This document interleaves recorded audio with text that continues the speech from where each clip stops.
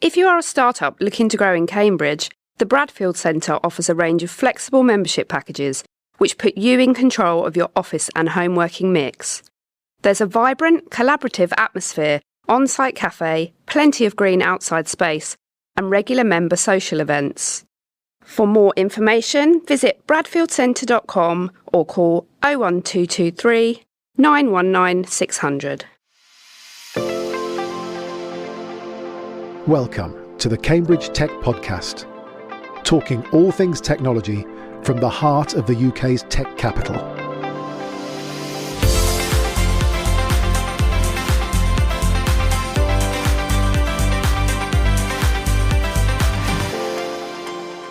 Here are your hosts, Faye Holland and James Parton. Hi, I'm James. And I'm Faye. So Faye, what have you been up to this week?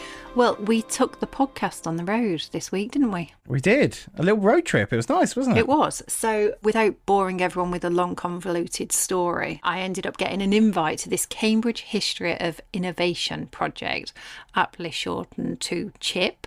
And I thought it would make a really good episode. So we went armed with all of our recording equipment and a list of people to grab, which is what we did, wasn't it? Actually, it's the first time I've been to the Cambridge University Library. So I was really, the building's amazing, isn't it? It is. They're very quiet in there though, aren't they? Yeah. Very quiet. Well, it is a library. That kind of makes sense. Yeah, I forgot that. It did give me a bit of pause for thought, actually, because like you say, the majority of our podcasts are always talking about the future, aren't they?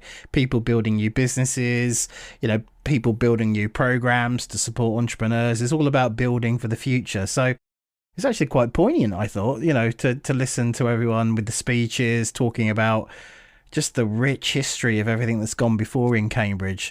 It was going back some like 45 years, wasn't it, to the very beginnings of that kind of first concerted effort to bring the tech community together in Cambridge. Yeah, and obviously there's going to be a podcast on it, so we don't need to talk too much more about it now. But what was really interesting was looking at through, people are donating like the notebooks and emails that have been sent and all this, and it's just absolutely fascinating. Some of the interactions Herman Hauser had are really interesting, just them alone. So yeah, we've got to patch everything together because we talked to lots of different people, and so we'll patch it together and get that episode released before the end of the year. Absolutely. So what else have you been up to? Not much I can say this week, actually. Most of it was client facing, and I started writing down, and I had that comment, and I'm like, actually, I can't have that conversation on the podcast, can I? There are some things that one can't share. A lot of client work, but the one thing that I did actually take note of was it was at the annual Agritech Week last week. And one of the industry's most important agri-tech events is called REAP, and that takes place in our region each year. And the highlights seem to have been a session with San Francisco-based Elliot Grant, who spoke about AI in agri-tech. And I quote someone saying it was a real eye-opener that captured the imagination and potential for AI advancements. And I think they're doing a bit of a wrap report, so it might be interesting looking at that at some point in time. So yeah, that was me. And I don't know if I want to ask you this because you just said you were quite grouchy, but how was your week last week? No, it has been a good week. I'm just a little bit tired and getting grouchy. Yeah, more Trinity Bradfield Prize, which I know I talk a lot about, but we're right in the middle of that. So workshop delivery is coming thick and fast, and the deadline for applications is at the end of this month. I had a couple of interesting conversations this week with Joe Hawkins from Bidwells and Michael Cresswell from the Muller Institute. So really good meetings. Looking forward to some collaboration there. That's great. So let's move on then and do the news highlights from the last week, taken from our friends over at Business Weekly. So the first one is Forefront RF unveiled a £16 million Series A funding raise, backed by existing investors BGF and Foresight Group, alongside new VC partners Octopus Ventures and Cambridge Innovation Capital. For those of you that are not familiar with Forefront, they have a groundbreaking technology rooted in research by founder Dr. Leo Lachlan. and it empowers mobile device manufacturers to overcome printed circuit board size limitations while supporting more frequency bands with simplified, cost-effective designs. The company's first solution is aimed at cellular-enabled wearables, where every millimetre of PCB is critical and expanding frequency band capabilities is essential. For its second fiscal quarter ending September 30th, Cambridge chip architect ARM has posted revenue of $844 million, which is up 5% year on year, and that's down to record levels of royalty money and continued strength in its licensing revenue. Railpen, manager of a 34 billion railways pension scheme in the UK and a key investor in Cambridge, has opened a 3,300 square foot state-of-the-art innovation hub named the Glass House in partnership with Innovate Cambridge. The Glass House is on the first floor of Botanic House on Hills Road and will act as a gateway for company founders and investors to access the city's thriving innovation ecosystem. In further support of the collaboration that was again discussed at the recent summit between Manchester and Cambridge, the Glass House was opened by Mayors Andy Burnham and Nick Johnson. Executive Director Catherine Chapman said, "We're excited to work with Railpen to provide an environment that enables innovators to connect with investors, business and government to get the support they need and ensuring that Cambridge remains at the cutting edge of innovation." And finally, news of another significant investment into Cambridge. Prologis is investing $635 million into a next-gen lab, trials and diagnostics hub at Cambridge Biomedical Campus, which will create 2,120 skilled jobs and generate billions for the UK economy. Chancellor Rachel Reeves said the investment will also further turbocharge life science activities in the biomed tech cluster, which already powers 4.2 billion each year for Britain. Right, so another set of good news coming across Cambridge. So let's move on now to today's episode.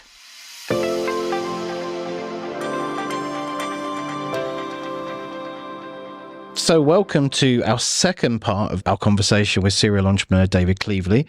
In the first part, which was episode 112, we talked about David's career, the companies he founded and invested in.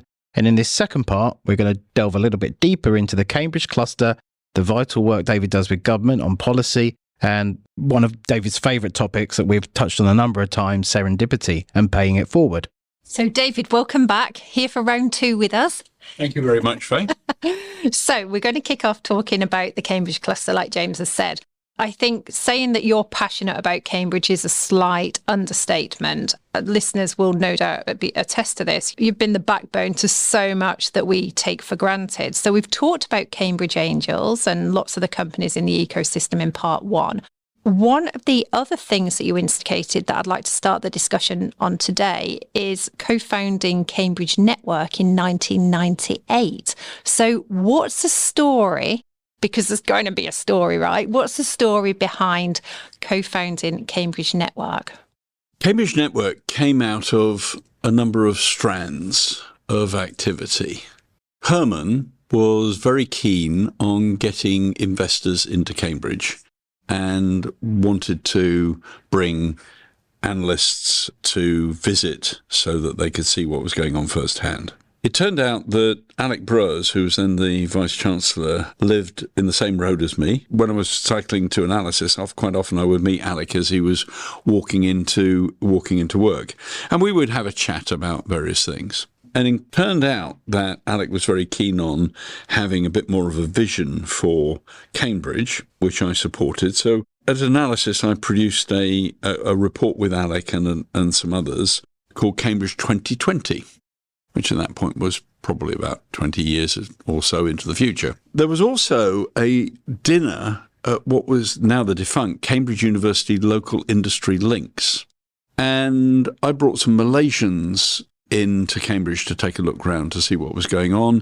And everybody was very exercised about these Malaysians wanting to build Cyberjaya and their new thing where, in fact, actually, Cambridge was already doing these things. We should be doing something about it, you know. And Herman stood up and said, well, I propose Cambridge 2. as a result of a conversation that he, Alec and I were having at the end of the table. And then I stood up and said, well, we need to do something about networking Cambridge together and so on. And there was a general agreement about that. So suddenly all these things came together, and Herman then put on a dinner at Murray Edwards, then New Hall, at which Fred Hallsworth of blessed memory stood up and said, what we need is a marketing czar. And out of that slightly confused conversation came the idea for doing Cambridge Network. And the next meeting we held, which was up on the Science Park, Miranda Weston-Smith had done a whole lot of work, and Herman presented a logo. And always when you've got a logo, you've got an organisation, and away we went. And that meeting had originally, the first one was, 28 people or so, something like that. The second one was 60. The third meeting we had was 120. And the next one we had was about 180 people. There was clearly something in the air, and it just took off. The bit that I did in particular was, because I always seem to be the guy with the business model and the governance structure in mind, I thought about how to get this thing off the ground because nobody was going to move first. So I simply said, I'm going to guarantee this £20,000. So if ever anything goes wrong, I have a guarantee of £20,000, I'll back it. And I got Herman and various others then to put in their guarantee of £20,000. There were in 5 originally and then 6. Once everybody knew there was a guarantee of £120,000 backing this thing, everybody just piled in, and away we went.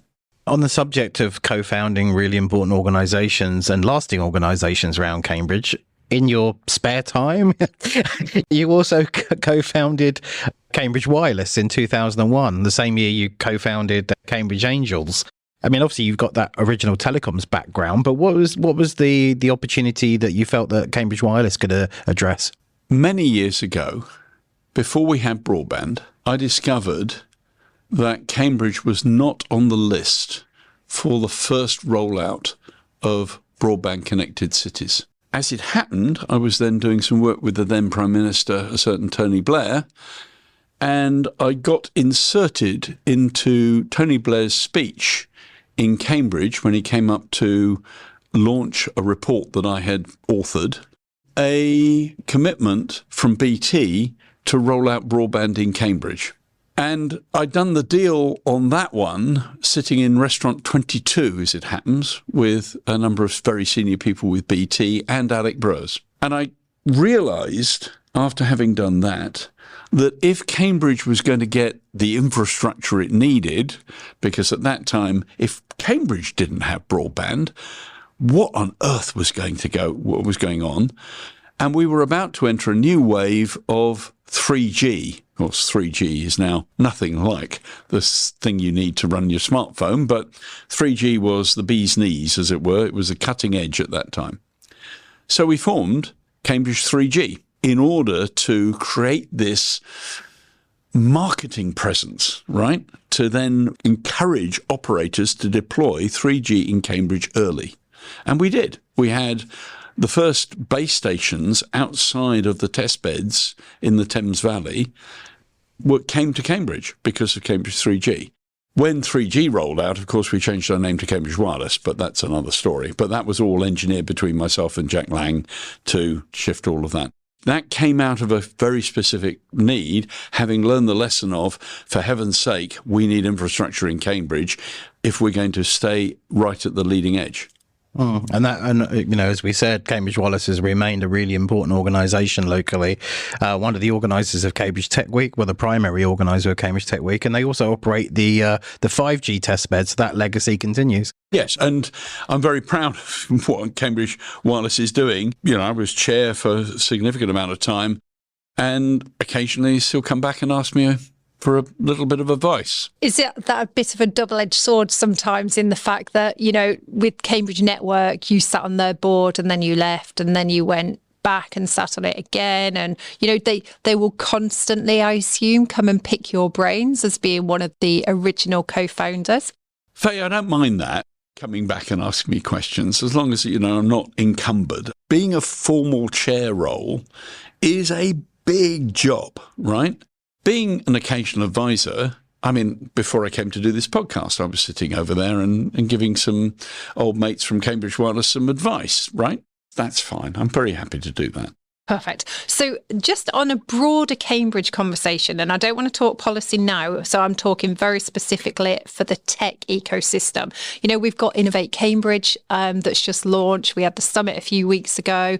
You know, we're now developing the tech strategy for Innovate Cambridge.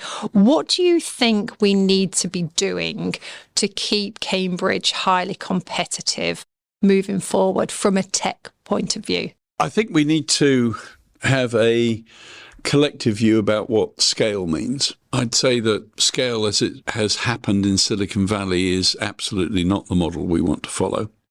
And I think we need to understand that the chance encounters that lead to really great ideas only happen if you have organisations and structures that enable them to happen. We're sitting in the Bradfield Centre, and I had 3 meetings as part of an informal committee with Trinity about how to design this place and how it ought to operate in order that it would maximise the amount of serendipitous encounters. And when you walk into this place, you can see it does work. It really does. I mean, I walked in today and I saw loads of people I knew. We need to be thinking about that at scale. And the tech community needs to understand that it doesn't operate in isolation from that spatial and social environment in which it sits. Yeah, no, I think that that's really, really important. And it kind of is a nice segue into the next bit. So still a little bit on Cambridge, but in terms of the charitable contribution as well, which is quite specific, but something that you're very passionate about. And I know that you've mentioned it already, and that's Cambridge Science Centre, another thing that you co-founded, you really got off the ground. Tell us a little bit about why that charitable element has been so important to you. If you make some money, I think you really ought to give back to the community. I think that everybody needs to be a good citizen. The old line that a society grows great where people plant trees whose shade they will never sit under is really important. And so I think that's what drives me for all of those things. I look back on my life and see all the chances and opportunities that I got. And I think that really other people ought to have those as well, because, how else are we going to prosper? And on that kind of vein, you've been heavily involved with Raspberry Pi and the Raspberry Pi Foundation. Again, I mean, we've covered them a lot on the podcast. They've obviously recently floated. You must be incredibly proud of what they've achieved over the years. Can you kind of go into your involvement with the organisation and how you've helped shape that? Yeah, well, there's another bit of, I suppose, serendipity. Raspberry Pi came to Cambridge Angels, and some unsung heroes put money in, people like Robert Sansom. And Jack Lang, of course, actually reasonably well known for his contribution to Raspberry Pi. As it got off the ground, they decided that they were going to need a proper board to run the company. That is the company that produces the pies. And so they asked Herman, Sherry Kutu, and myself to join. And as Sherry said to me, "Well, you get an invitation from Raspberry Pi like that, you're not going to refuse, are you?" So we all 3 of us joined the board. The charity was a separate organisation. The charity at that point owned 100% of the trading company. We sat on the trading company board and, I made my contributions. And then David Brabham was asked by the charity trustees to take me out for a rather nice lunch at Japas, Japanese restaurant, and asked me if I would like to become chair. Not only chair of the trading company, but also chair of the charity. And again, following Sherry's line, how could I refuse? When I took over, I don't know, a dozen people, maybe a little more in the entire organisation. And the charity didn't have a proper business model. It was one of those things where we're giving money away to good causes. We must be doing good things. Well, in my book, a charity has to be run just like a business. You have to understand exactly what you're doing, what you're trying to achieve, and you have to make every single penny count in order to be able to do that. So I did a number of things, reorganising what was going on. I was involved in all the technical strategy discussions about the development of the pies, as well as the strategy for how to develop the foundation. And In about 2016, I held an off-site at our house in Italy, involving the then chief executive of the foundation, Philip Colligan, and the chief executive of the trading company, Eben Upton. And we had a couple of days of strategizing in temperatures that got up to about 37 degrees centigrade at times. It got quite hot.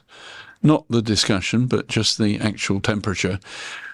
And there was one point where I had a chat with Eben sitting in the car in our car park, and I agreed how we were going to do the structure for the flotation. And that gives you some idea, I think, about how far in advance you need to do things. I'd been engaged with, obviously, the Board of Trustees, but also a wonderful lawyer called Louis Glass, who had helped put together the Articles of Association, revamping everything, revamping the governance structure. I introduced a thing called the Raspberry Pi members. So the idea is that there are members of the charity and they elect the Board of Trustees. And the important point about that is if you can convince a membership of 30, 40, 50 people to do something, then you're probably right. Right? You have to have these democratic controls, proper governance structures in place to be able to make things work. So I did all of those things. I did a lot of some of the stuff about the plumbing, to make the whole thing work, as well as doing the negotiations and laying the thing out. So I was absolutely delighted. We were going to, flotation, to be frank, had been discussed all the time when I was, not quite all the time I was chair, but a lot of it. And when I stepped down as chair, I was slightly disappointed. I mean, I'd already written in the fact that I had to step down as chair at the end of 6 years. So that's fine. I'd done that myself. And it's a very good thing, very good principle about organisations. Don't hang around too long. Of course, it was going to take some time before we could get to flotation. So I wasn't going to see that. But I'm absolutely delighted that the groundwork proved to be the right groundwork. So how many years was it from that conversation in the car through to the flotation happening? 8 years. 8 years. Right, okay, yeah. That's fairly typical, James. I think people have this idea that somehow, you have a conversation and then things, next week. I mean, when I set up Abcam, I didn't let a moment lose. Jonathan originally said, I'll get back to you in a few weeks. I said, no, we're going to meet this Saturday. That was from meeting him on the Monday, I think. I said, well, we're going to meet on Saturday.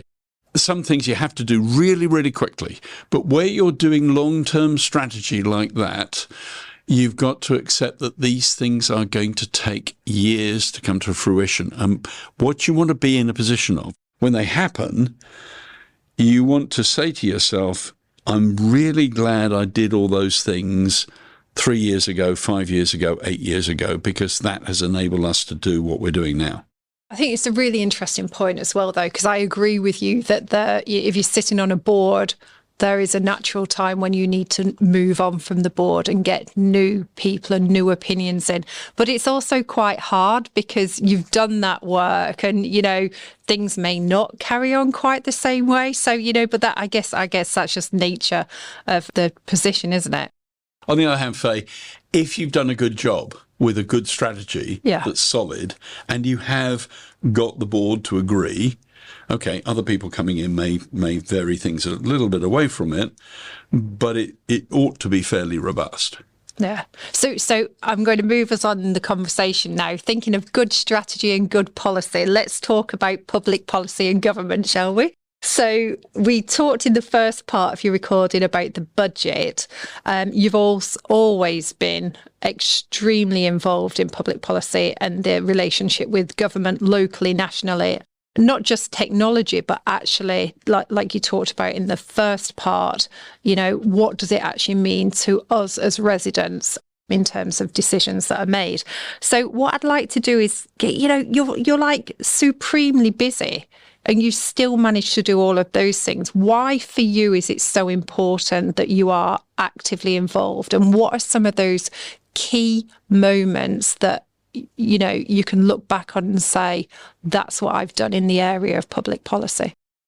As far as public policy is concerned, I think the issue that I have is that I see gaps. And I suppose that's the entrepreneur in me. I can't see a gap without thinking, how do I fill that? What's the opportunity?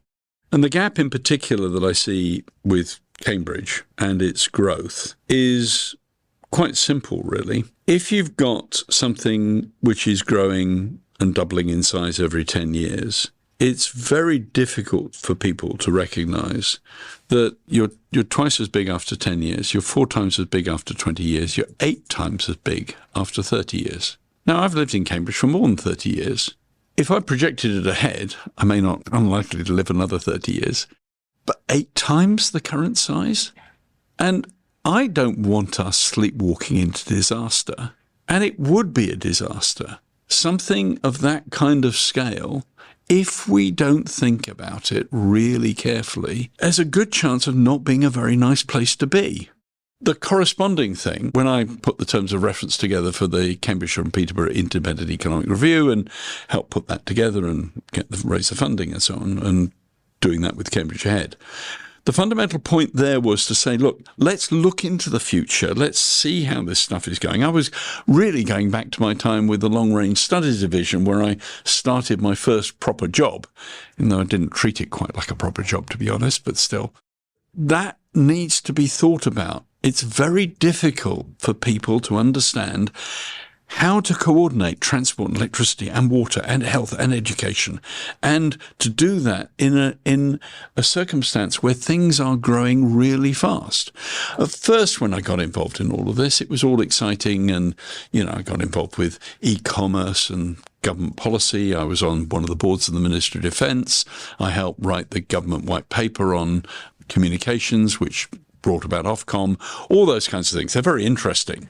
But then actually in the place that you live, and you can see how it's developing, and you can see that this stuff is going to happen at rates of change that people have never encountered, you feel there's a real obligation to do something about it. I suppose I'm an instinctive chairman. Basically, right, everybody, we need to get together to be able to address this particular problem, because you might not see it now. You might just think that it's a queue for the traffic along East Road. You have seen nothing compared to what's coming down the pike at you. It's a huge conversation in itself. Maybe we should get you back to do a whole episode on that too. Part 3. Yeah, part 3. These parts could just keep going on and on, couldn't they? But, that's why, as well as founding companies and these, networking organisations, you've also done, like you said, you're a chair at heart, so Cambridge Ahead, you've just mentioned, Centre for Science and Policy. You've done all of those things as well to actually tangibly do something and show progress in these areas. Yeah, the Centre for Science and Policy is an interesting one, because I was given a budget of about £1.6 million by the university and asked to create an institute. And of course, the academics wanted me to spend money on research reports, which they would then use to tell policymakers, who the academics considered to be interesting people, but rather ill-advised and ill-informed, about what the eternal truth was as a result of this research report. Never struck me as being the right way to do it. Having operated in government and having operated in academia, everybody has their place. I suppose there's a kind of underlying need to respect everybody. Going back to this point about being a chair, I designed, in conversation, as a chance conversation with Arnaud Demer, who was then head of the judge, I had some vague inklings, but I designed a system whereby people from Whitehall could come and have 31-hour meetings with experts in Cambridge on a series of topics that they were interested in, or questions that they wanted answered.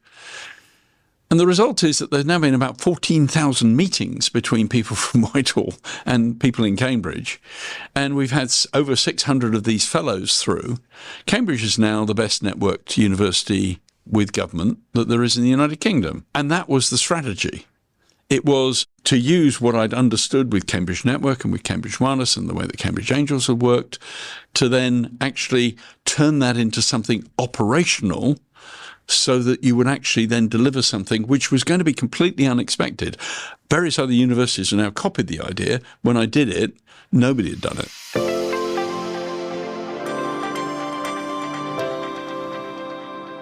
We spent a little bit of time there talking specifically about policy in regards to Cambridge. If we can now spend a little bit of time looking globally, where do you think the UK ranks in terms of its investment and the support for areas like semiconductors, quantum, and, say, forming regulatory frameworks for AI? I think the UK in general has a rather unhealthy obsession with science. It thinks that somehow the high priests of science are going to be able to deliver prosperity. And you can compare and contrast that with the United States, where Edison and that culture is the primary driver, so-called Yankee ingenuity. There is a profound difference between the two. One, on our side of the pond, a kind of unwavering respect for the intellectual powerhouse, and on the other side of the pond, a real enthusiasm for the practical implementation and consequences. And that difference is the problem for us. So that's provocative. What do we do about it? And what are the ramifications of those two different approaches? So one of my other things that I do in my spare time is I have a scheme with the Royal Academy of Engineering, where I'm a fellow, which is a policy fellowship scheme, largely modelled on the Centre for Science and Policy, where I'm getting people in from Whitehall to spend time with engineers, not just all experts, and understand how engineers think about problems. The issue that we have in the United Kingdom is that we do not have a chief engineer. We have a chief scientist. We do not have a chief engineer. We have a chief technology officer, by the way, but that's to do with people's views about webby stuff and IT. Let's talk about proper engineering, because HS2, Terminal 5, Channel Tunnel, all of these things, the changeover to green energy, all of these things are going to require engineering. The AstraZeneca vaccine, brilliant in terms of science, but 98%, as Pascal Soriot from AstraZeneca said, the majority of the effort was engineering. It wasn't science.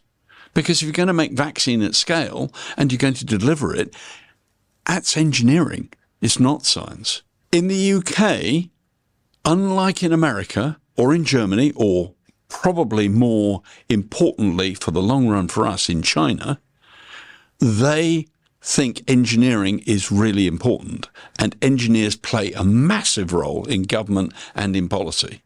Over here, you're dismissed as an engineer because basically you're going to come around and fix the gas boiler. There is a very serious problem in the United Kingdom about how engineering is thought of. I'm doing my little bit with the Royal Academy of Engineering to try and change it. Over time, I'm hoping it's going to shift, but we'll have to see. The UK needs to get out of its view that somehow inventing something is the same thing as innovation. I had this discussion at a parliamentary committee. I was called as an expert witness. And I listened to all the speakers coming in, and when I was asked the question about what I thought about this new proposal for a thing called ARIA, which was the Advanced Invention and Research Agency, all this stuff to do with somehow the intellectual bit of this being the important thing. And I said, look, all I've heard so far in this parliamentary committee is people talking about two things. They talk about engineering and they talk about projects. So I would like to call it the Advanced Research and Engineering Projects Agency, because that's what ARPA is over in the United States. They come from that Edison heritage of doing things, of implementing things, not just talking about it. Actually, it turned out that the opposition then put a motion in to change the name of the bill to my suggestion, which was very amusing, but was rejected by the then science minister because she said that she rather liked the name ARIA. Now, my problem with this is that invention for me conjures up a black and white film of a middle-aged man in a tweed jacket emerging from a shed with his head on fire, clutching a test tube, right? Innovation is a rather different matter. Innovation is about an entire supply chain, about how you actually get this stuff into the hands of people. Massively thought-provoking stuff. I don't know where to go with all of that, but I think you're right. It's the You can have ideas, but you've got to be able to execute them. And that's the bit that we're kind of missing. And I think about people like, it's great to see Poppy Gustafson now being investment director. We're starting to get the right people in. So I hope that the work you're doing is going to start tackling some of that as well. But I'm going to move us on because I'm also very conscious of your time. And I want to get through this last, which actually I think is a really critical section. So as we wrap the discussion up, I would like to talk to you about your long-held views on serendipity. And I would actually say our relationship came as a result of exactly what we're about to talk about. And just as an example, we were introduced by Anne Fisher 10 years ago in 2014. And your advice has literally been the bedrock of my whole approach within Cofinitiv. And then I don't know if you remember this, you immediately on meeting me went, Faye, you've got to go and speak to Jane at Cambridge Ahead, and you've got to help because we've got this technology advisory group. Go do that, and it'll work out for you. And that was basically it. That was kind of my main introduction into Cambridge. And we've worked on lots of things over the years, one of them being the Impulse programme, and we referred to this earlier on. And the strapline for Impulse, which I think you were behind, is where chance encounters happen. So just tell us the gist of serendipity and what it has meant to you. So serendipity means good fortune happens if you try. And it derives from the land of serendipity, happy chance, happy coincidence, Sri Lanka, Ceylon, as was in the old days. Serendipity is something that once you've noticed it happening, you realise that it's absolutely everywhere in your life and will be the thing that determines what path your career and social life and everything else takes. It's all chance. Because I'm an engineer at heart. How do I turn that knowledge into something that can actually deliver something useful? And it turns out that whilst I've experimented with things like Cambridge Wireless and Cambridge Network and Cambridge Angels and CSAP and all these other things, it really has occurred to me that when we look at the way in which we're generating ideas in society, in the economy, and then actually turning them into useful product. There's a step which is the step of how do you get the right people to talk to the right people so that something can happen. We do that in Cambridge extraordinarily well. A lot of the stuff where I've managed to do things in Cambridge have been through those chance encounters and those kinds of discussions, raising money or having new ideas or whatever else it is. So the question really here is, can you operationalize it? And there's an example of how that was turned into something practical in the late 18th century. And the Lunar Society was a society that was formed by people like Wedgwood and Bolton. And their idea was that they would come together at the full moon, because that's when you could travel on horseback during the evening, hence the Lunar Society, and you would discuss the latest scientific and other ideas, including art as well as science. I'm a great believer in this crossover. Just doing science or just doing engineering doesn't cut it. We live a holistic existence. You cannot do it solely by looking at one discipline. They took the same kind of approach. And as a result, I'll give you a couple of examples. One was there was somebody who you would now describe as being on the spectrum, a chap called James Watt, who was then introduced and managed to get enough resources so that he could build a thing called a steam engine. Or rather, he took the Newcomen engine and he had an idea for how to make it much more efficient. And he had his governor, which allowed you to regulate how fast the steam engine would work. Watt would never have got that without the Lunar Society. And as part of that extended network, there was a chap called Stevenson, who as a young man approached one of the other members of the Lunar Society and said, I've got a great idea for how to put Watt's engine onto steel rails and actually make it move up and down and pull things. And that's how we got the steam engine. We forget that in order to drive proper innovation, we need to have these structures in place. And this serendipity My book, which I'm going to be releasing shortly, is called Serendipity. It doesn't happen by accident. And it doesn't happen by accident. Of course, there's chance involved. I'm not going to guarantee when I walk down the street or I'm cycling in Cambridge, I'm going to bump into somebody who's going to change the complete direction of my life. But I can change the probabilities of that happening. And the insight that I think I bring on this is that we can construct networks, as we've done with Cambridge Network, as we did with Cambridge Angels and all the other things that I've done. We could construct networks that raise the probability of those chance encounters. You quoted the Impulse program. These chance encounters lead to great things, right? It was indeed my strapline. I can't remember it exactly word for word, I'm afraid, anymore, but that's not the point. It's basically you engineer the opportunity for these chance encounters and great things would happen. It's a missing part of the infrastructure of the UK.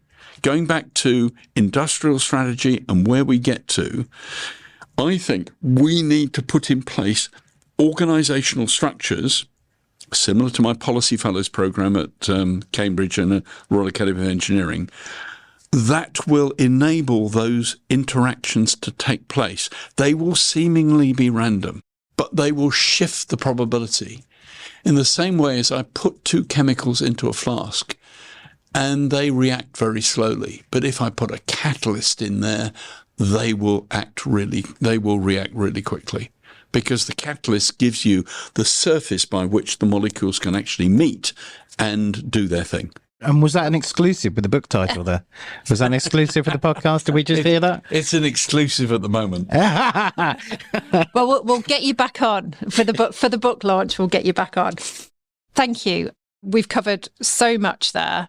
My last comment stroke question, but I think you're just going to laugh at me for asking, is I remember a long time ago, or certainly pre-COVID, we had a conversation where you sat opposite me and you said, I'm definitely going to stop some of these commitments. I'm going to start winding a few things down. How is that working out for you, David?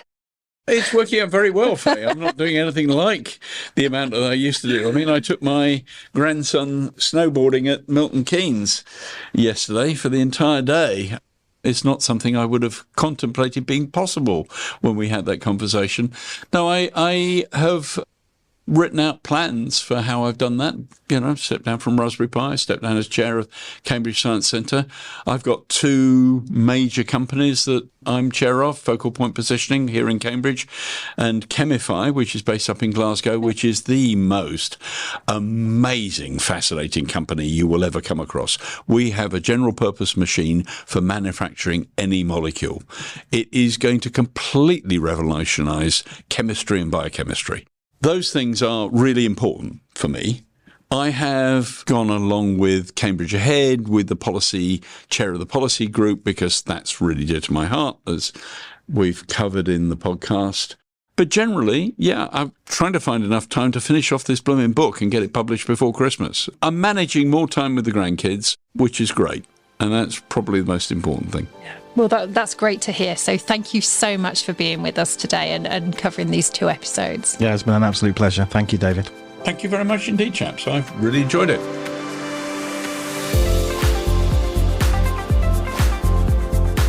Today's show was produced by Carl Homer of Cambridge TV and supported by our media partner, Business Weekly. The Cambridge Tech Podcast is available on all major podcast platforms and on cambridgetechpodcast.com. If you've enjoyed this podcast, please give it a 5-star review. It'll really help others discover the show.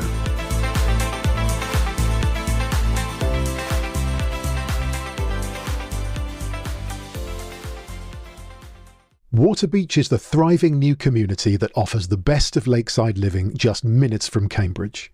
With new cycle routes that take you to the Science Park in 25 minutes, Waterbeach is the perfect place for you to call home. New 2- and 3-bedroom flats and 3- and 4-bed houses from Carla and Stonebond are available now, with show homes open every day.